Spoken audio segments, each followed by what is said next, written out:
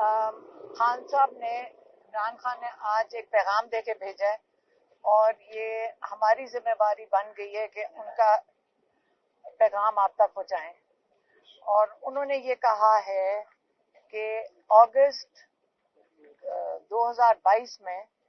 General Bajwa ने उनको और शाह महमूद कुरैशी को बुलाया था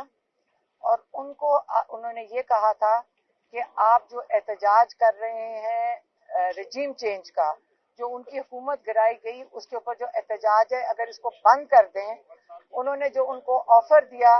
मैं आज आपको उसका बताना चाहती हूँ जो खान साहब ने हमें बताया है। उन्होंने कहा कि उन्होंने ऑफर ये दी थी कि अगर आप एहतजाज बंद करोगे तो उसके बदले में आपको, जब हुकूमत आएगी, आपको 2/3 या दो तिहाई आपको मेजॉरिटी दी जाएगी और आप अपनी हुकूमत